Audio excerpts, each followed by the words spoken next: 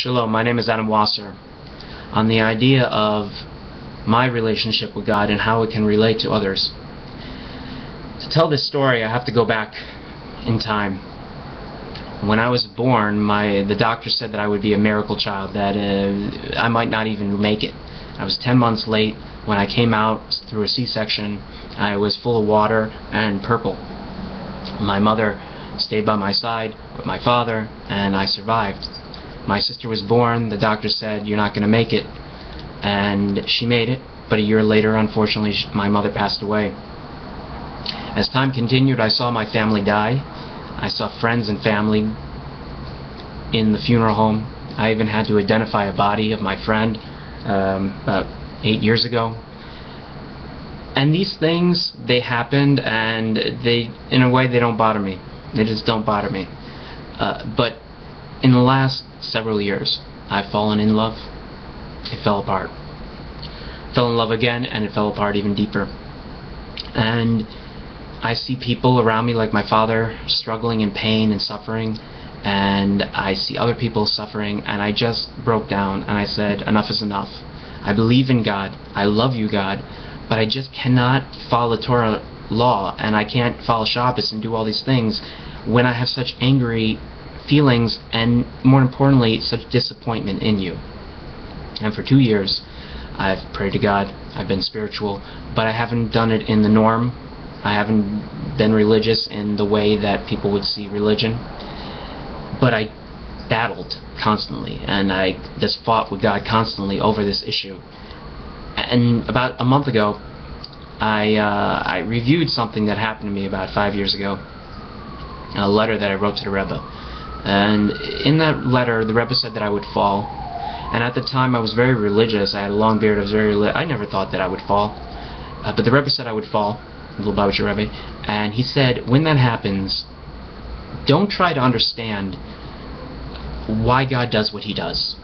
Just accept it and do your best. Don't dwell on these things. And a month ago, it's just something, and I said to myself, the Rebbe's right. I'm in pain. I'm suffering because I want to understand and I can't understand, but it's the truth, and I love God. So I'm becoming more religious now, and I'm dealing with that, but at the same time, it's very hard for me because I don't understand, and I'm telling myself, just don't try so hard. The truth of the matter is that a lot of us go through this. A lot of us deal with this struggle. And it's not easy, and it's very hard. But if there's any advice that I could give, it's that life goes on. Life is continuous. God willing, we should live a long and happy, good, long life. So when bad things happen, should we dwell on them and be sad about them, or should we just deal with them and make the best of it? Last week I made a YouTube video about the Parsha Re'ah. Re'ah means to see. And in that video it talks about how God gives us a blessing, but if we don't follow that blessing, a curse can come upon us, but that curse can become a greater blessing than it was originally. And I dwelt on that after I made that video, and I really struggled with that idea. Do I really believe that? Is that really what I'm saying? And yes, I do believe that. It's hard. It's really hard for me to say that, but yes, I do believe that.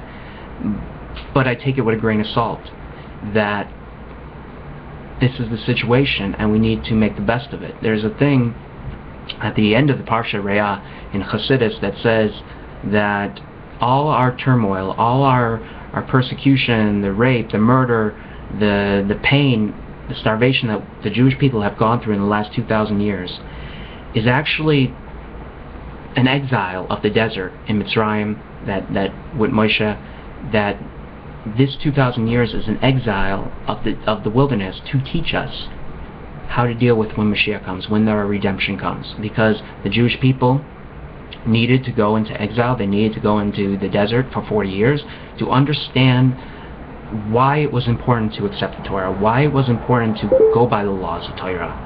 And here in Chassidus it's saying the same thing.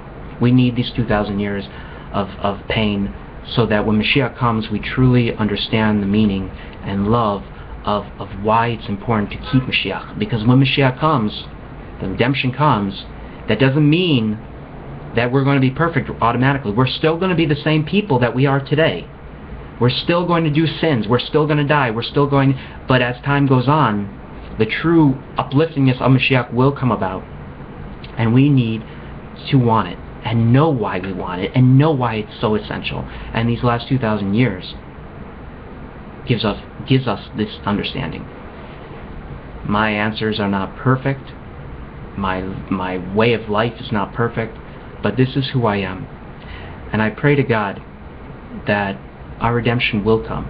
And I pray to God that my experience in life and your experiences in life will ultimately give us the strength to achieve Mashiach and keep it there, and only uplift it to a greater tomorrow.